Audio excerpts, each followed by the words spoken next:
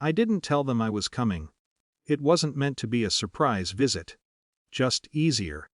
Schedules had been off, calls kept getting shorter. My mom would say everything was fine, but in a way that made the word feel smaller than it used to.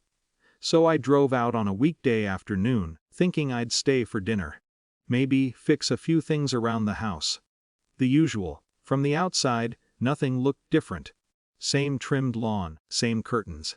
The house still held that quiet sense of completion I'd felt the day I handed them the keys. Not pride exactly.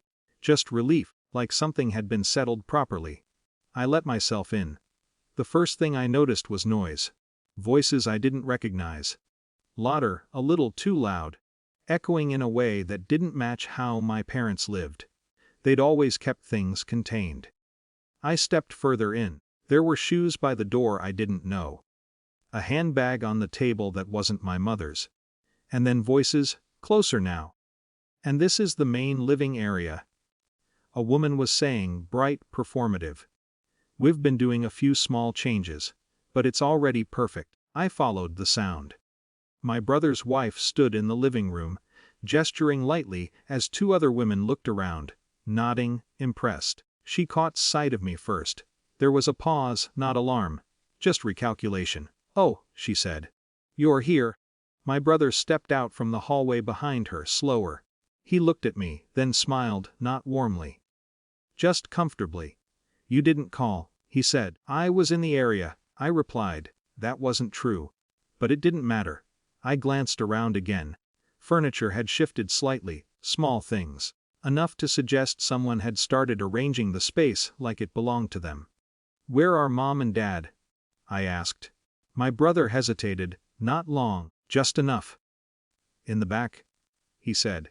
I didn't wait for anything else. The house felt different as I walked through it. Not louder, not messier. Just occupied in a way that wasn't careful. I found my mom in the laundry room.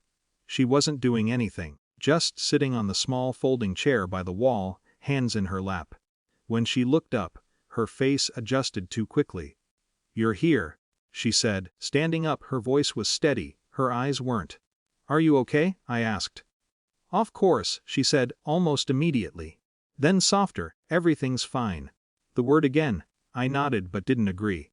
"Where's Dad?" She hesitated this time. "In the garage," she said. That landed heavier than it should have. I stepped out before she could say anything else. The garage door was half open. Inside, my dad was lying on an air mattress, one arm over his eyes like he was blocking out light that wasn't there. He sat up when he heard me. "Oh," he said, "you made it." No explanation, no attempt to reframe it. Just that. I looked at the mattress. The small fan next to it. A folded blanket. I asked. He rubbed his face, thinking. "A couple weeks." I let that settle. Not because I needed time to react, but because I needed to understand how something like that could exist without anyone telling me.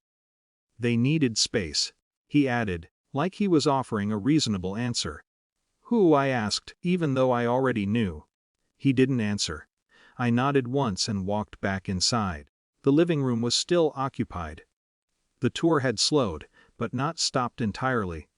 My brother's wife was speaking more carefully now, her voice tighter. My brother watched me as I came in. I stood there for a second, taking in the full picture. Then he said it. "It's only fair." He shrugged. "We get it now. They've had their turn." There wasn't any anger in his tone. Just logic. His version of it. That was the moment everything became clear.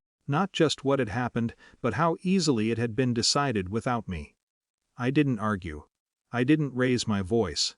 I walked back toward the front door, reached into my bag, and took out the folder I'd brought without really thinking about why. When I turned back, they were all watching. I held up the document, not dramatically. Just enough for it to be seen. The deed. The room didn't go silent instantly. It happened in pieces.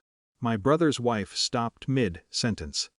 The women she'd been showing around exchanged a quick look, then stepped back slightly, like they'd wandered into something they hadn't agreed to be part of. My brother's expression shifted last. "What's that supposed to mean?" he asked. I kept my voice level. It means the house isn't something that gets reassigned based on who decides they need it more. No emphasis. No edge, just clarity. He opened his mouth, then closed it again. Because there wasn't much to argue with. My mom had come in quietly behind me. I hadn't noticed. My dad followed a moment later, slower. They didn't speak. But I could feel something change in the room, not power, exactly. Just recognition of what had been overlooked. Of what had been assumed. I bought this for them, I said, nodding toward my parents. Not as something temporary, not as something transferable. No one interrupted.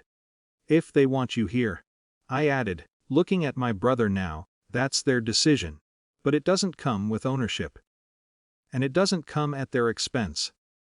The last part stayed in the air longer, because everyone in the room now understood what I'd seen. My brother exhaled sharply, looking away. His wife stepped back, arms folding, not defensive, just contained now. The women she'd invited murmured something about leaving. They were already moving toward the door. The house grew quieter, not peaceful. Just corrected. I didn't ask anyone to leave. I didn't need to. Some things don't require enforcement once they're seen clearly enough. My mom sat down slowly. My dad stayed standing, but closer to the doorway now, like he wasn't sure where he was supposed to be yet.